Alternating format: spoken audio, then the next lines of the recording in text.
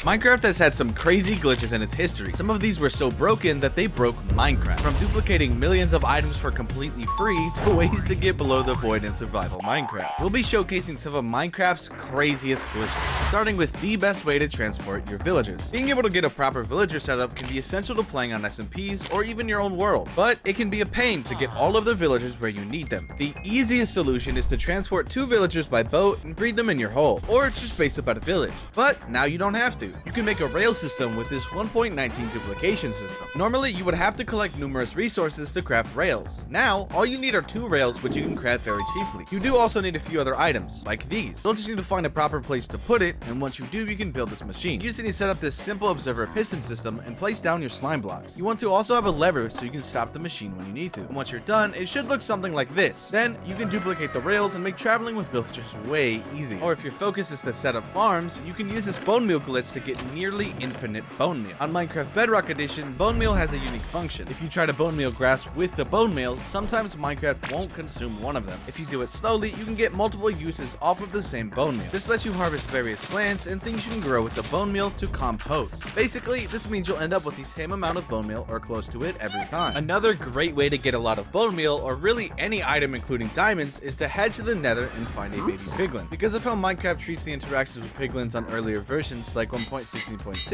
you can duplicate thousands of items. Unfortunately, you have to do this with a shulker, but on the bright side, you can still get very rich very quickly. To do this, make sure you have poison potions. First, make an area where you can put a baby piglin. Throw the little guy in a hole, then splash a bunch of potions on him until the poison stops taking damage. If he's no longer taking damage, this means he's half a heart. Then you can hand him your item. Once you've done this, you can throw some gold at him. This will cause him to pick it up and look at it, and if you kill him within a couple of seconds, he should drop a second shulker with the same items in it. Now you're rich, but for this next trick, you don't need to be rich. You can create secret base entrances and exits by crafting a boat. This lets you phase through walls entirely, and there's no way to tell that there's an entrance here. Well, unless you're using extra. And like you can phase through walls with a boat, you can phase through bedrock. If you head to the nether, place a ladder on the highest block and enter pearl through it while shifting, it lets you onto the nether roof. Just make sure you bring obsidian or you'll be stuck here. There are even tons of duplication glitches that you can use on non-multiplayer worlds, and this next one is one of those. Maybe you have a ton of rare items you want to duplicate. You can do this by gathering all of your items into a chest or shulkers and placing them all down. This trick is so easy that all you need are your items in the chest. Once you have all of your items, place them into that chest, but don't exit out of the menu yet. With the chest UI still open, you'll want to press Ctrl Shift and escape. And once you do this, you should find the open binary or Java platform. All you'll want to do is click on this and close it. When you log back into your world, your items will be duped. This is because Minecraft refunded your items thinking they were never placed in that chest, but also placed them in the chest, so you got double. You can do the same glitch with XP bottles to get experience. The easiest way is to get a bunch of XP bottles, store them into shulkers, or put them into that chest with the shulkers. Another great way is to get a bunch of maxed out armor and duplicate that. When you have a bunch of enchants on armor, grindstone it and it will give you more XP. So just place all the items in the chest, do the glitch, and then you'll have a bunch of XP bottles or armor that you can grindstone for XP. Speaking of XP glitches, on Bedrock Edition, there's a glitch that lets you consume XP from a furnace without smelting. To do this, place iron into a furnace and smelt it. Then you can place iron ingots from your inventory in the retrieval spot. If you do this repetitively, it tricks Minecraft into thinking you're getting a bunch of smelted stuff out of the furnace. Waddles, who showed this glitch originally, got to level 36 in under a minute by doing this. Or if you're looking for more technical glitches to do on Bedrock, you can use this X-ray glitch to find different ores and items in the ground. All you need is a slab, piston, grass block, thin layer of snow, and a spyglass or a potion of invisibility. Once you do this glitch correctly, it should push you into the ground in between the slab, allowing you to see through the blocks. But if you can't see very far, you can get a spyglass and use it to spot various items on the ground. However, you won't be able to see through the void. On the bright side, however, there is a way to get below the void. You can even build a base under there if you really wanted.